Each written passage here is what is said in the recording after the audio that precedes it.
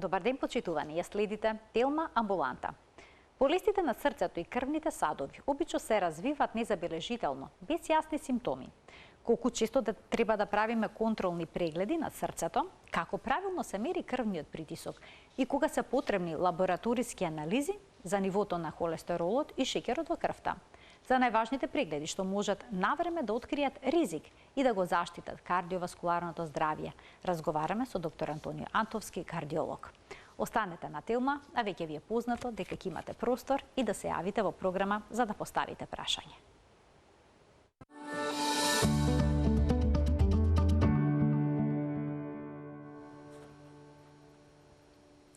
За потребата од редовни кардиолошки прегледи, односно прегледи на срцето и крвните садови, како превенција и зачувување на здравјето, разговараме со доктор Антонио Антовски, кардиолог во Градската општа болница 8 септември. Докторе, добре дојдовте повторно во Телма амбуланта.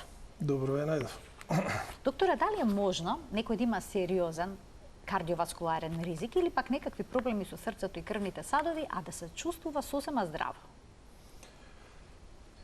Видете, статистиката вели дека, еве, например, 1/3 од популацијата на возраст од 25 години па до 80 години има зголемен крвен притисок. Тоа е статистика. Над 80 години возраст веќе 90% од популацијата има зголемен крвен притисок. Сега, ако прашате колку од нив знаат дека имаат зголемен притисок, статистиката вика вака. 50% од луѓето со зголемен крвен притисок, еве во тој ранг над 25 години, не знаат дека имаат зголемен крвен притисок. Значи не се свесни дека имаат зголемен притисок. Апсолутно. Не го проверуваат, не знаат дека имаат еден многу важен ризик фактор кој што доведува до промени на крвните садови, односно до коронарна болест, срцев удар, мозочен удар. Видете, 25% од случаевите, тоа е 1/4 од починатите од ненадејна срцева смрт. Велиме, ненадејна срцева смрт се случила нагло, неочекувано.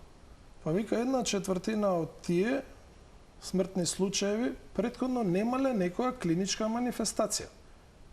Не пројавиле здравствен проблем, или можеби не му обрнале внимание. Сега и тоа има. Знаат нашите пациенти да си ги објаснуваат тегобите логично.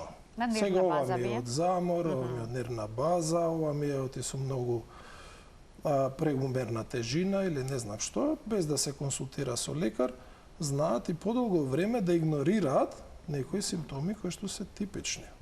Кои што докторот, доколку биде информиран, би знаел во кој правец да размислува. Така.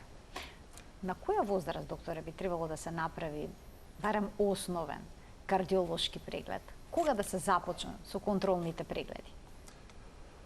Тука нема дилеми. Веќе ставови унифицирани и на европските здруженија и на америчките, дека 20-та година од животот е возраста кога веќе треба да провериме. Дали имаме зголемен крвен притисок, дали имаме зголемени масти во крвта, дали имаме зголемен шеќер. Тоа се официјални препораки. Зашто е тоа така? Затоа што порано, во времето на нашите прадедовци, дедовци, кажувавме дека манифестацијата на кардиоваскуларните заболувања, мозочниот удар, срцевиот удар, почнуваше да се јавува околу 40-тите години од животот. И викавме, сега ова е ризична возраст и треба да се провериме. За жал, да се вратиме сега во сегашноста. Нашата реалност е сосема друга. Веќе манифестација на коронарна болест, како инфаркт на срцевиот мускул, е повлечена многу понапред. Значи, границата е 20 години, кога веќе почнуваме да плаќаме данок на лошите животни навики. Значи, се повеќе млади луѓе имаат всушност проблем со кардиоваскуларното здравје. Видите, јас сум интервентен кардиолог, јас интервенирам кај пациенти со инфаркти, со срцеви блокови, имплантирам песмејкери. За жал, има многу млади луѓе Значи, кога велам млади, зборам за третата деценија на животот, што доаѓаат веќе со коронарна болест, односно со инфаркт. Почнав да зборувам. Данокот е на лошите навики. Неправилната исхрана, богата со масти, шекери, сол, недоволната физичка активност, пушењето, прекомерниот однес на алкохол. Видете, тоа се работи кои што се секојдневие. За жал, јас ќе спомнам еден фактор, ризик фактор, кој што реално не можеме да го избегнеме колку и да се трудиме. Тоа е загадениот воздух. Ризик фактор кој што е исто така важен како зголемениот шекер, зголемените масти. Видете, Светска здравствена организација вика 7 милиони смртни случаеви годишно на светско ниво последица од загадениот воздух, кои што завршуваат со манифестација во главном 50% преку срцето. Значи со срцев удар, со мозочен удар по крвните садови. Другите 50% се преку дишните патишта. Значи, видете, сериозен проблем. Ние немаме кај да помегнеме, освен да отидеме на друга планета да живееме, така? Зашто ова го кажувам? Затоа што обично младите луѓе сметаат дека они се полни со сила, со енергија, потентни, нели способни се за се.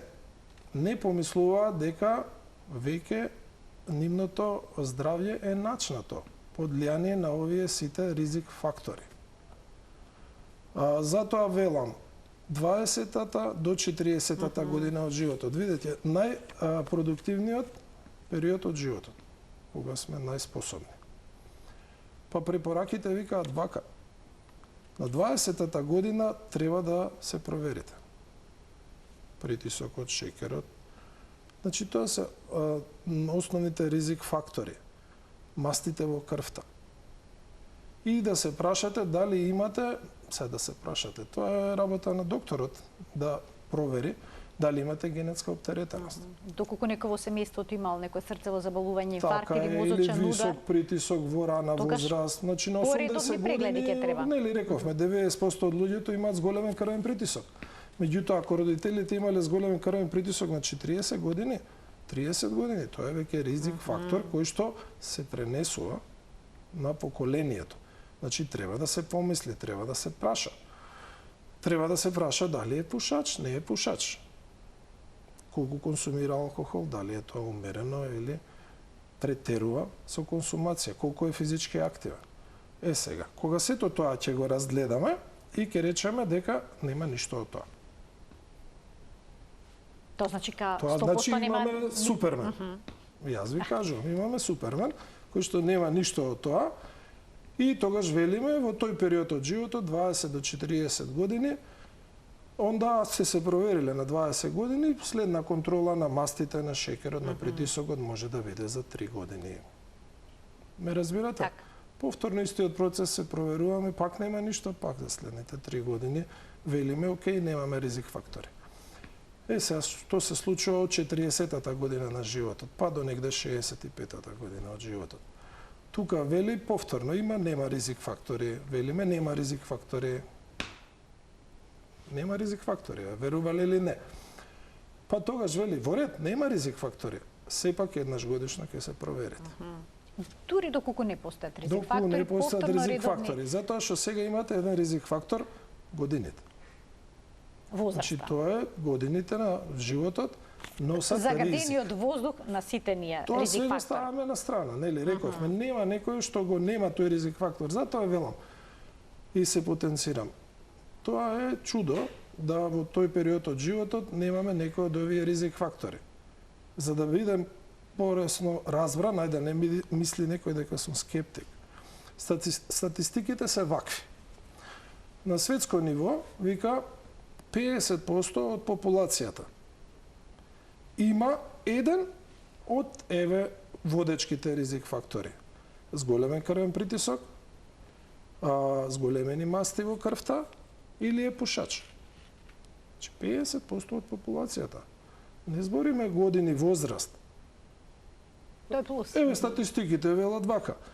Од 7 годишна возраст до 19 годишна возраст. Направи анализа, американците се за тоа имаат добри, да речем, податоци за анализа. И викаат вака, во таа популација 7% веќе имаат зголемен холестерол. Значи, еден ризик фактор. Не би се очекувало. Збориме за децата, така, нели, 7 години, ајде до 19 години возраст. Па уште велат вака. 30% од популацијата, значи 1/3, има зголемени масти во крвта. Дали е холестеролот, дали се триглицеридите. Намерно потенцирам. Стално збориме за холестеролот. Стално велиме холестеролот. Триглицеридите се исто така важен ризик фактор како холестеролот. Тие учествуваат во градењето на наслагите во крвните садови и стеснувањето на артериите. Значи, видите, еден од тројца во собава, да речеме, има или зголемен холестерол, или има зголемени триглицериди. Што се статистика? Последица на начинот на живот. Тука е проблемот и затоа велам. После веќе 60-та, 65-та година од животот, тука веќе независно дали има, нема болести, ризик фактори, тука велиме 2 пати у годината минимум мора пациентот да се провери. Веќе рачунаме дека е пациент. Сега што се случува ако има барем еден од овие ризик фактори, независно од возраста? Постоењето на еден од овие ризик фактори значи барем еднаш годишно проверка. Во смисол дали е тоа под контрола. Значи ако имате висок притисок и ако притисокот е добар, стварно добар, а што е добар? 130 со 80 да е плафон, да не оди над тоа. Тогаш велиме во ред, немате други ризик фактори, ајде ќе се видиме по една година. Матичниот доктор меѓу време ќе ве контролира. Ако имате веќе манифестна болест, во смисол сте имале ангина пекторис, докажавме дека има артериосклероза на крвните садови. Не мора да имате инфаркт. Видете? Не мора да значи дека треба да имате инфаркт за да имате коронарна болест. Коронарна болест значи дека артериите се стеснети. Целосниот капацитет е намален. Тоа може да значи дека некој при вообичаени активности нема никакви тегоби. Ама ако сака да се качи на водно, или ќе има замор, или ќе има болка во градите, значи има проблем. Ако имаме таква диагностицирана болест, тогаш велиме минимум 2 пати во годината мора да се видиме на кардиолог, колку и вие да сте супер. Зашто? За да може да направиме контрола на сите овие ризик фактори. Ке проговориме сега детално околу тоа какви се проверки на здравието на срцето и крвните садови се неопходни, на кој начин се прават тие прегледи, но би сакала да ја прашам како интервентен кардиолог. На која возраст се најчесто пациентите? Кој би бил најмладиот пациент? Јас лично можам да кажам дека сум имал пациент со инфаркт на 25 годишна возраст. Видете, вака звучи малце вознемирувачки, меѓутоа реалноста е таа. Мора да бидеме свесни. Значи, ние имаме пациенти со срцева слабост во 3-та деценија на животот, 4-та деценија. Видете, на 40 години да имате слабо срце. Само тој што има проблем знае колку е тоа страшно. Кардиоваскуларните заболувања се водичка причина за смртност во светски рамки. Број 1. И тоа далеку повеќе од било која друга болест. Дали сакате респираторни, онколошки, карциноми, било какви. Збориме за епидемија на заболувања кои што за жал и покрај сите напори, еве се трудиме, напредуваме со лекови, со процедури, можности, не стагнира, расте бројот. Затоа што не го менуваме животниот стил. Тоа е проблемот е, значи, колку ние да се трудиме, се додека свесноста не проработи, додека популацијата не свати каков проблем носи таа болест. Видете, тоа е водичка причина за инвалидност. Значи, еве, за смртност рековме, ајде. Замина човекот, сега Бог да го прости. имаме инвалидност кај работоспособната популација. Еден инфаркт на миокардот што ќе го ослаби срцевиот мускул, ќе ја намали силата на пумпата, значително може да влие на квалитетот на живот, на работоспособноста. Сега, товар за пациентот секако најголем, меѓутоа товар за фамилијата, за семејството, за општеството, така, затоа што тој сега таа изгубена работоспособност е товар и на општеството. Така. Кога ќе се направи еден класичен кардиоваскуларен преглед, обично се испитува лабораторија, како што веќе споменавте, холестерол, триглицериди, се прави ЕКГ. Дали е тоа, докторе, доволно за да се направи и анамнеза секако, разговор со пациентот? Дали е тоа доволно за да се процени тука ризикот? Последното што го кажавте. Значи, анамнезата е број 1. Ние кога учевме медицина од нашите професори, разговорот со пациентот е пола диагноза. Значи, ако правилно се насочи пациентот, биде прашан... Кои прашања обично ги поставувате? Кога ќе седне пациент спротив ние вас? Ние бараме симптоми. Бараме знаци дека има проблем со функцијата на срцето, функцијата на крвните садови. Значи, заморот не може да го измериме.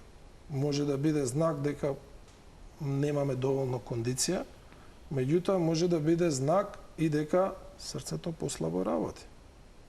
Може да биде знак дека притисокот е висок, па ние кога се движиме, високиот притисок го оптеретува срцето и се заморуваме.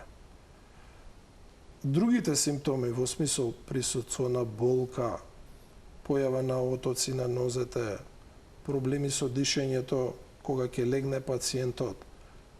Сето тоа нас ни го пополнува мозаикот.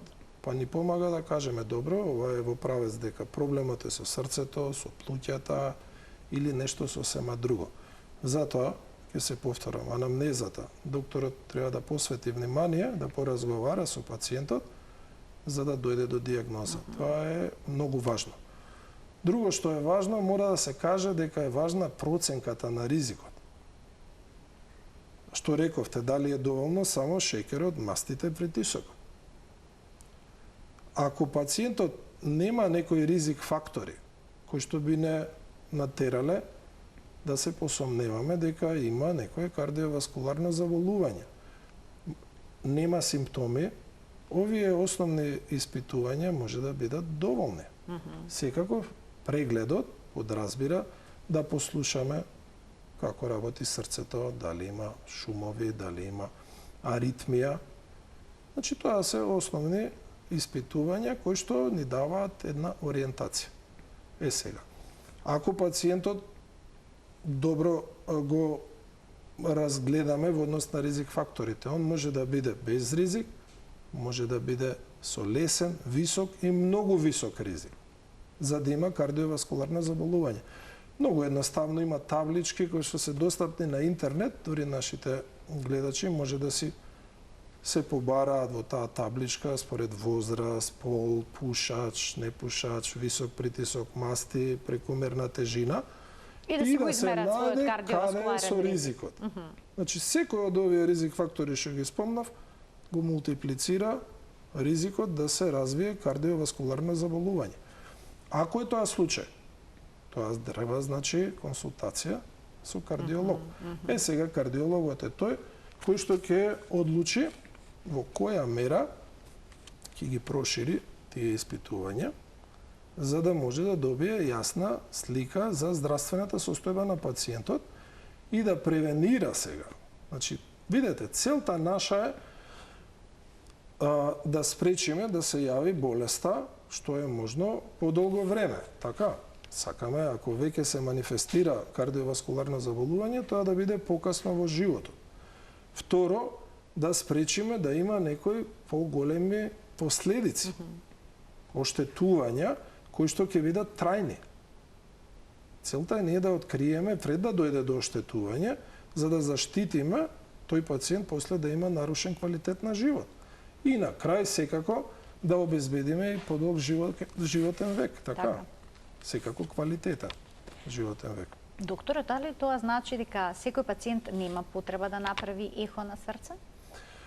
Не е рутински. Не е рутинска, Не е рутински, меѓутоа По со проценка? возраста, Се препорача? апсолутно, на одредена возраст, посебно ако веќе има ризик фактор, значи шеќерот ќе се повтора, мастите, високиот притисок, тогаш велиме рутински треба да направиме. Затоа што видите, ехото на срцето ни покажува дали има некои структурни промени на срцето. Дали мускулот е задебелен, дали клапните добро функционираат, затвараат, отвараат, дали постои артериосклероза на самите клапни, кои што ќе не насочат понатаму да ги шириме. Значи, ехото на срцето и на крвните садови е една рутинска анализа кај пациентите со зголемен крвен притисок. Видите, зголемениот крвен притисок треба да бидеме свесни дека е сам по себе. Докторе, што значи денес големен крвен притисок? Ајде тоа да појасниме. јас, Бидејќи бројките постојано се менуваат, односно се спуштаат. Се слагам, посебно што ние имаме тука и наши македонски формули. Често пациентите викаат, под мене добар ми е притисокот за годините.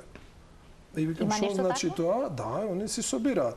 Вика 60 години, 160 притисок, 70 години, 170. Собираат 100 со бројот на годините. Не знам, тоа се изгледа пренесува од нашите баби и дедовци. Некоја наша балканска формула. Мислам, не се смеам, тоа е вистина. Не, ме Реалноста е запрепастивте, друга. Да, верувајте, апсолутно. Секој трет ми вика, па да, мене ми е добар притисокот за годините, 150.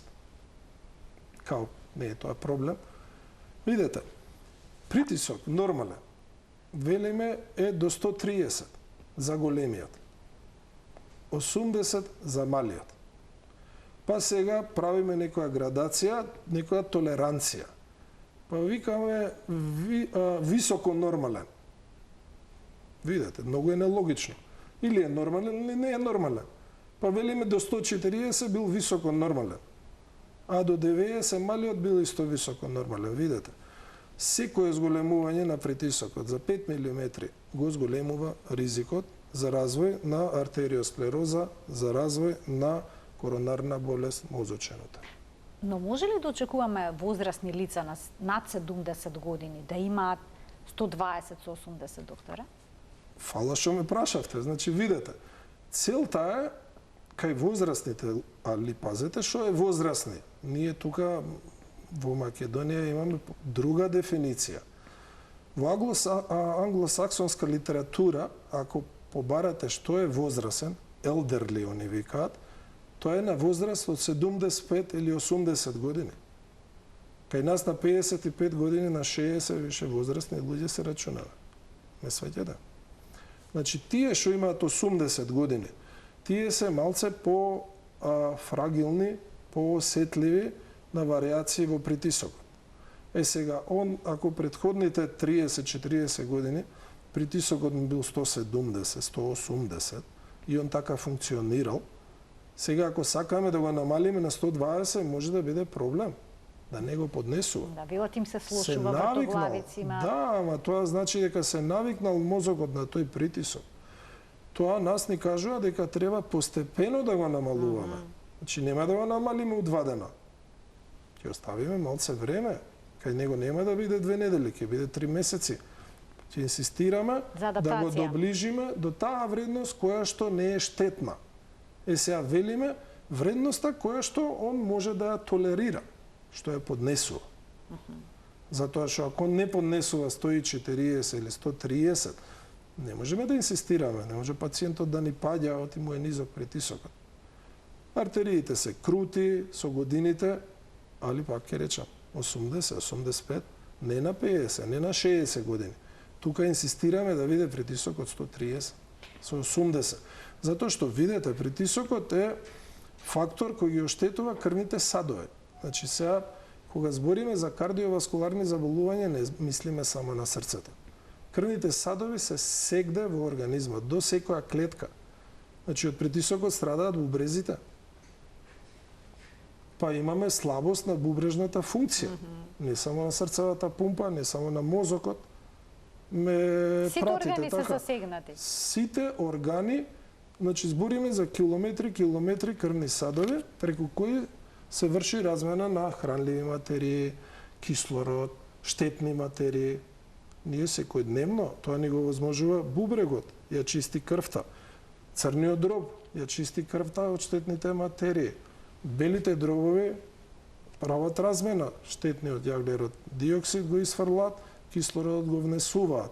Сето тоа, храната од цревата, еве да бидеме целосни. Сето тоа се движи преку крвта. Сад не дека јас сум кардиолог, меѓутоа срцето, пумпата е центарот на све. Пренесува кислород и хранливи Хранливи материи. материи, штетни материи, кислород, хормони, се. Така, секој Значи се оди преку хормоните се крвта. лачат во циркулацијата, така си ја завршуваат работата. Неуротрансмитери, добро сега, ќе испадне кардиологијата ја дигам на повисоко ниво. Нема дел на телото што не е важен. Малото прсте да ни е болно, Така. тој што има проблем, знае каков му е проблемот. Меѓутоа, збориме за пумпа која што работи 24/7 без пауза. Докторе, како во домашни услови правилно да измериме притисок на левата или на десната рака? Во принцип не прави разлика, доколку не постои проблем со крвните садови. Обично мериме на левата рака. Сметаме видете, дека секогаш треба тоа на е почеток правилно. да провериме и на двете раце. Аха, на двете раце на почеток. Затоа што ако има разлика помеѓу двете раце, тоа зборува дека има некаков проблем со крвните садови. Нема разлика левата и десната рака, да се разбереме. Колкава Пумпата- разлика се толерира, бидејќи понекогаш апаратот Видете, покажува тоа се разлика. минимални разлики. Ние сме од крв и месо, не сме машини, видете, да се разбереме. На истата рака да мериме неколку пати на растојание од 3, 4, 5 минути, добиваме различни вредности. Значи, збориме за драстична разлика. Ако на едната рака мериме 120-80, на другата мериме 160, тоа е веќе драстична Така. разлика. Имаме некаков проблем, стеснување на артеријата и тоаш докторот ќе си направи соодветни испитувања да види каде е проблемот. Значи, не е важно на која рака мериме притисок. Сме зборели друг пат, но не е на одмет да повториме во каква положба треба да биде телото. Дали треба да седиме, да лежиме, да ја подкренеме ли раката Видете, во висината важно на е- срцето кога мериме притисок? Важно е да сме смирени. Значи, се клучно. препорачува кога пред да го мериме притисокот, да одмориме. Не е во ред сега, пациентот влегува од врата, седни одма манжетната и мериме колку е притисокот. Но во гужвите Се слагам. во амбулантите Затоа токму не тоа се добиваме случува. реални вредности. Значи, треба со пациентот да се поразговара 5-10 минути, да му се остави време, он да се смири. Да се смири пулсот, да се стабилизира притисокот, после тоа да се измери притисокот. Па заради ефектот нели на бел мантил, Да затоа објасниме што е сите тоа. сме од Значи крв и дома месо. дома немаме притисок, во амбуланта ќе не измерите покачен крвен притисок. Тоа Не е само тоа, се случува сам кога си мерам притисок, ќе измерам една вредност, друг кога ми мери притисок, ќе измери друга вредност. Значи тоа е феномен на бел мантил, се вознемируваме. Сега тоа е конституција. Некои викаат, мува не го лази, тој може што сакаш да му правиш, он едноставно е стабилен, мирен. Некој има вегетативен систем, по-лабилен, полесно влијание има. И атмосферски притисок, и температура, доволно е да го мрднеш од едно на друго столче, кај него да се поремети вегетативниот систем. Затоа е потребно малце да одмори, да се измери и после да се повтори, после 5 минути, повторно да се измери притисокот. Верувајте се, оваат големи разлики. Затоа треба внимателно. Така. Не едно мерење е доказ дека пациентот има зголемен крвен притисок. Колку мерења во принцип се Па препорачува во принцип, за да имаме последователно? диагноза на зголемен крвен притисок, потребно е да се потврди тоа и во домашни услови, или евентуално со носење на холтер за притисок, кој што ќе ни потврди дека во текот на деноноќието има зголемен крвен притисок пациентот, или нормално сега, ако дојде пациентот и каже јас мерам дома 190, 200, сега тука немаме дилема дека пациентот има зголемен крвен притисок. Меѓутоа, ако мериме прв пат у амбуланта 150, не почнуваме одма со терапија. Сакаме да провериме, неколку мерења да се направат. Да провериме повторно и ако веќе сметаме дека има зголемен крвен притисок, почнуваме со терапија ако пациентот е ризичен. Значи, ако пациентот е диабетичар, ако има пациентот бубрежна слабост, ако има артериосклероза, коронарна болест, тука веќе не чекаме. Така. Премногу ризик фактори имаме за да пациентот има трајно оштетување од текот на животот од тие болести. Притисокот само е плюс ризик фактор. Затоа веднаш почнуваме со терапија. Ако нема ризик фактори, дозволуваме модификација на начин на живот, нели? Да се провери дали тоа сол во исхрана, физичка активност, тежина да намали. Покомотни сме кога нема други ризик фактори или нема манифестна болест.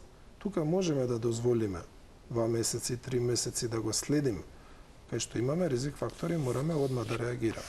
Ќе ги поканиме гледачите да се вклучат во програма со нивни прашања. Ние во продолжение на емисијата, доктор, уште малку ќе се задржиме на мерењето на крвниот притисок во домашни услови. Кој апарат за мерење на притисок е најпрецизен? Дали дигиталните даваат реални резултати, што е со оние аналогните, или со слушалка, некој друг да ни измери? Има и едни што се стават на зглоб. Видете, од аспект на идеална точност, нели? Порано имавме живини апарати кои што, да речеме, има голема прецизност. Апаратите што мерат на принцип на манжетна, дигиталните, во толкава мера, значи, напредна технологијата, што веќе овозможуваат да се добиваат на вистина прецизни вредности на притисокот. Јас ќе се повторам, мали разлики не значат дали има или нема зголемен крвен притисок. Проблемот е ако апаратот не е добро баждарен, па промашува за 20, за 30 мм живин столб. Инаку, ако имаме разлика од 5 мм, па добро, ќе го провериме повторно или ќе го измериме кај комшијата или кај матичниот доктор и ќе знаеме дали апаратот не е добар. Меѓутоа, реално, стварно, треба барем еднаш, 2 пати во годината да се провери апаратот. Ако не да се односи на баждарење кај професионалец, барем да се спореди со апаратот на матичниот доктор, на комшијата, да видиме кај се вредностите. Да знаеме кај сме. Пред да ги вклучам гледачите, само да ве прашам доколку имаме испушено цигара или пак испиено кафе, бидејќи знаеме дека тука има голем дел што се пушачи, или пак утрото го почуваат со кафе. 50%, груба статистика, 50% половина од пуша. населението пуши. И тоа не знаеме кај младите која е статистиката. Тука немаме прецизна статистика. Ќе покаже тоа некаква разлика во вредностите на крвниот притисок? Пушењето, никотинот го зголемува крвниот притисок. И тоа краткотрајно прави пикови на крвниот притисок. Меѓутоа, преку менување на крвните садови, преку процесот на артериосклероза, веќе доведува до трајно зголемување на крвниот притисок. Кафето исто така. Верувале или не, нешто што е повеќе застапено во светот од нафтата е кафето. Значи, сега нели имаме криза нафтена. Дневно, на дневни основи се троши повеќе кафе, неголи гориво, неголи нафта. Така да голем процент од популацијата пие кафе. Кофеинот се обидуваме да го крстиме дека помага, заштитува или не знам што, но во основа кофеинот има штетно дејство. Значи на крвниот притисок пред се. Значи кафето и цигарата значи, убаво е да пауза, се остават, па да се провери притисокот. Да, пауза, па потоа. Ќе ги вклучиме гледачите. Добар ден. Ало? Во програма сте, повелете. Добар ден, во програма сум. Да, го очекуваме вашето прашање, повелете. Да поставам едно прашање до прекрасниот доктор, што Фала многу ви. убаво објаснува, што и човек што не е од медицината може да го разбере на толку едноставен начин. Така, тоа е клучно. Сликовито. Емисијата е за пациентите. Има 45 години. Правено е Доплер, има запушување има запушување на десната каротида. Сега на срцевите крвни садови нема запушување, исклучиво само на каротидата, а претходно имаше висок холестерол. Па ќе ме молам, моето прашање загрижувачко е, дали сега синот може да развие запушување на крвните садови, на срцето или на другите крвни садови низ целото тело. Благодарам на Само да ве одговорот. прашам, колкаво е запушувањето на таа артерија што спомнавте на крв? Почетокот само некои слаби плаки. А слаби плаки има, така? Слаби плаки, сега Добро. почеток. Значи почеток. Ви благодарам за вклучувањето во програма. И тебе, Марија, и на докторот. Ви благодарам многу, ви благодарам за вклучувањето и за поставеното прашање. Повелете, докторе. Вака, господјо, значи збориме за млад маж, 45 години, кој што има манифестација, артериосклероза. Значи, тоа се наталожени масти во артериите. Тоа што почнало да се таложат на едно место, не значи дека тука завршува. Значи, убаво се плашите, тој процес е генерализиран. Значи, не е тоа слабост на една артерија. Има некои услови кои што доведуваат до таложење на мастите. Се треба да се види, вие кажавте, холестеролот е едната причина. Други ризик фактори се шеќерот, зголемениот крвен притисок, неактивноста физичка, значи начин на живот без доволна физичка активност, пушење, алкохол, висок внес на сол, неправилна исхрана, многу работи со прашање. Значи, господинот треба убаво да се прегледа. Коронарните артерии, чим немаат промени, предпоставувам дека е направено коронарографија или стрес тест. Не знам како заклучиле дека немаат промени, али во секој случај добра проценка на сите ризик фактори и добра контрола на мастите и на сите овие други ризик фактори. Затоа што таа почетна артериосклероза, господинот има 45 години. Значи нема 90. Мада и на 90 не е седно. Секако. Ке ги вклучиме останатите гледачи. Добар ден.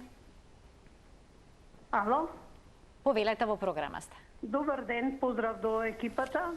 Имам едно прашање до докторот. Јас сум жена од 75 години, малце сум и попуничка, меѓутоа притисок лечам веќе 15 години и повеќе со терапија сум. Имам и други болести, хипотиреодоза, глауком, гонортроза, сите тие болести пропратни кај возрастен човек. Меѓутоа, притисокот е пред 2 дена, ноќе, во 2,5 сатот, ме боли глава што не може да биде, не можам главата на перница да ја држам. Станав, си мерам притисок 160 со 120. Земав диуретик одма, земав исто таблета за притисок и се бајлето се подсмири. Меѓутоа, 2 дена се чувствувам малаксана, не можам да одам. Јас и онака имав голем, тежок ковид, кој што бе 21 ден под кислород, одам редовно на терапија, на контрола за тироидната жлеза, која што докторката обавезно ми прави ЕКГ, ми правеше ехо на срце, меѓутоа се е во границе на нормалата. Али јас сум нормално возрастна сум, меѓутоа, верувајте, не можам да одам надвор да се движам многу. Се заморувам, морам да застанам, да постојам, па да почнам да одам. Бев на пулмолог, пулмологот ме прати на рентген, ми рече дека не е ништо страшно и тоа сега скоро бев на пулмолог, ми даде 10 дена антибиотик и некои прашкови за имунитет. На што се должи, тоа не знам, дали треба некои други испитувања да се прави. Докторе, многу ви благодарам. Ви благодарам и вам за вклучувањето во денешната Телма амбуланта. Повелете, докторе. Многу од тие што имаат проблеми со тироидната жлезда понекогаш чувствуваат замор. Може ли и тука некакви корелации да постојат? Значи, тироидните хормони се многу важни. Они учествуваат во метаболизмот на шеќерот, на мастите. Значи, нивото на енергија, базалниот метаболизам, зависи од тироидните хормони. Предпоставката е, господјо, дека кај вас тироидните хормони се добри. Дека се ставени под контрола на терапија. Дека одите редовно на контроли. Убаво кажавте, притисокот може да варира, важно е дали е на најголемиот дел од времето под контрола. Ако не е, тогаш треба да се коригира терапијата. Во однос на испитувањата, рековте ехо на срцето е направено, значи пумпата не е слаба, така сваќам, пошто не спомнавте ништо друго. Не слушнав дека се проверени крвните садови, артериите. Значи ехо на артериите, затоа што тие се патиштата преку кои се движи крвта. Срцето е пумпа, меѓутоа, за да ги срцето да си ја заврши својата работа, треба здрави артерии, здрави крвни садови. Значи треба да се проверат крвните садови. Со ехо прегледот може да се процени? Ехо на крвните садови се прави. На кои крвни садови? Главниот симптом кај господјата е заморот. Јас ќе се повторам, заморот не е нешто што може да го измериме.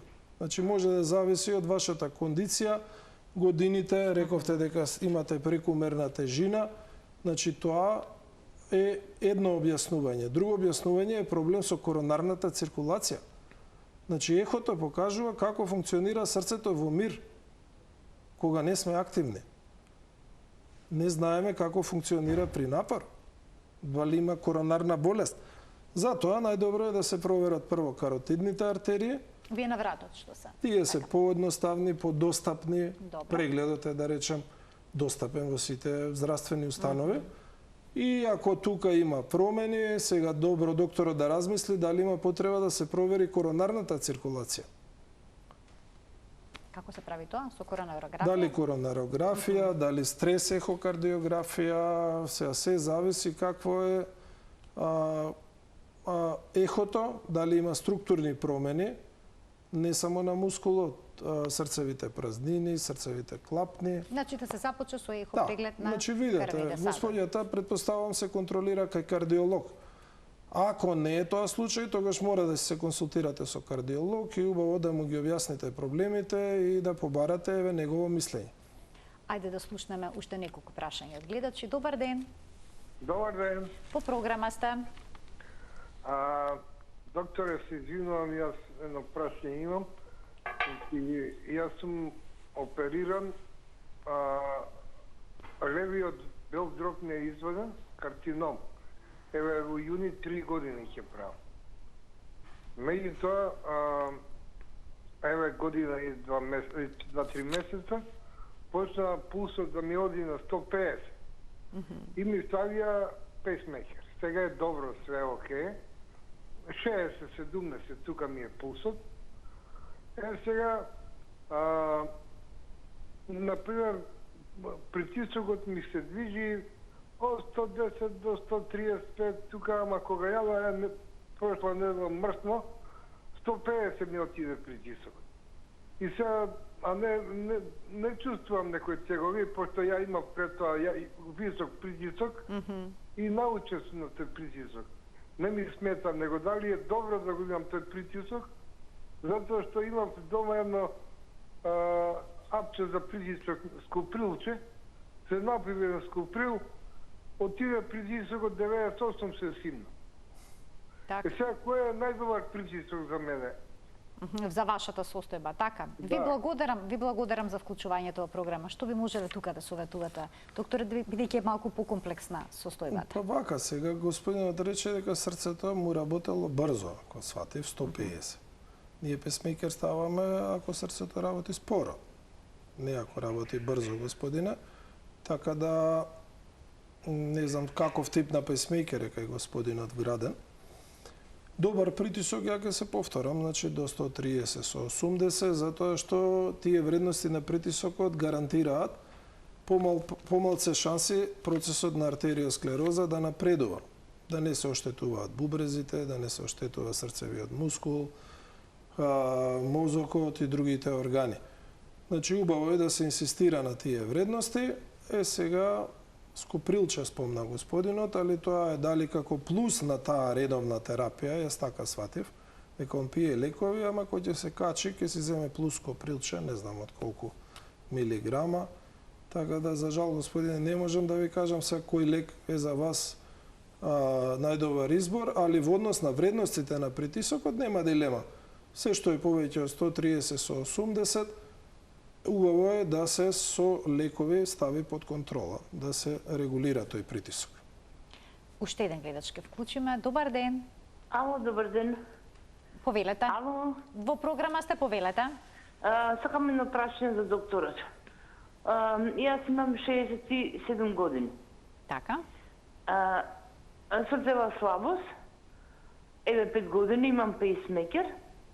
Ама сега во последно време имам месец дена од градите нагоре имам затоплување како температура 40 да имам.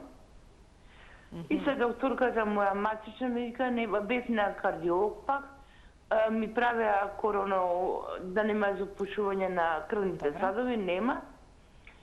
Аз си пијам лекови за градни болки, за срцева слабост, све тоа си пијам, а не знам, ова при тоа не ми се јавило.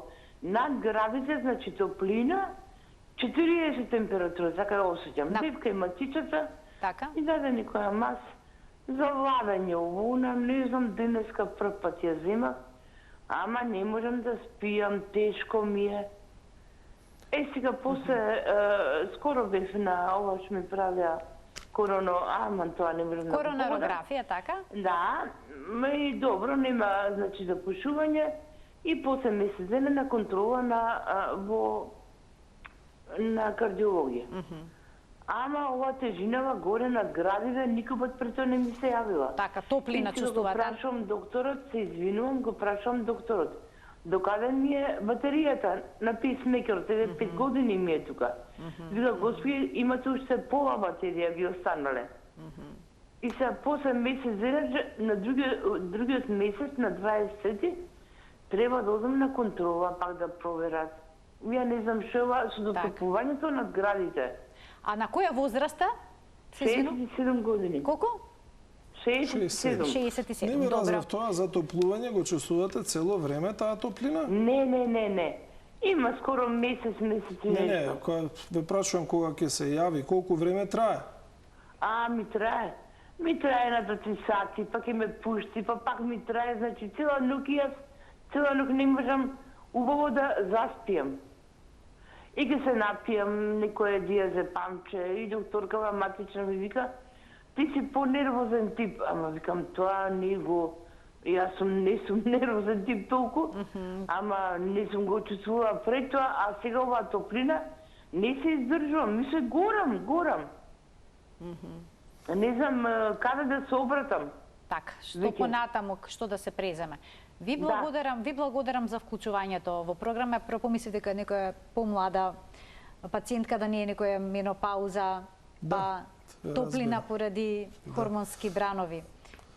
Видете, симптомите што ги опишува господјата не се карактеристични. Значи, господјо, ако е проблемот со срцето, болката е карактеристичен симптом, може некојаш да биде во вид на жарење, топлина. Меѓутоа, тоа ќе трае неколку минути. Значи, болка или жарење кое што трае 5-10 минути, а е потекло од срцето, од срцевиот мускул, тоа значи инфаркт на миокардот. Затоа и докторите направиле коронарографија и виделе дека нема таков проблем. Значи, не може 2 сати да трае, ако е од срцето. Тоа сакам да ви кажам. Нема дилема. Сега, зашто чувствувате топлина, сега вака, врз основа што го дава како информација господјата, не би знал да одговорам, стварно. А пейсмейкерот, векот на батеријата на половина, значи, ако имате 5 години, ќе трае уште 5 години. Не знам каков вид на пейсмейкер е поставен, пошто и јас тоа го работам. Може би, поради тоа што имате срцева слабост, е ставен пейсмейкер за срцева ресинхронизација, за да се подобри силата на пумпата. А контролите се на 6 месеци, додека е векот на батеријата, да не ја буди тоа. А батериите може да дадат некоја таква чувство или не се чувство? Не, апсолутно. Апсолутно не. Така, дали имаме уште еден гледач? Добар ден. Не, добро, продолжуваме понатаму. Докторе, кога зборуваме за редовните кардиолошки прегледи, дали се тие неопходни и кај лицата што спортуваат, што се физички активни? Бидејќи тие сметаат дека се фит, во добра кондиција? Видете, сведоци сме дури професионални спортисти како паѓаат на терен, кои што се фит и кои што би требало, не би требало, верувам дека се и проверени. Значи тоа е рутина, тие се прегледани пред да спортуваат. Зашто тоа го кажувам? Затоа што не значи дека ако сме со добра линија и ако сме физички активни, дека немаме ризик фактори.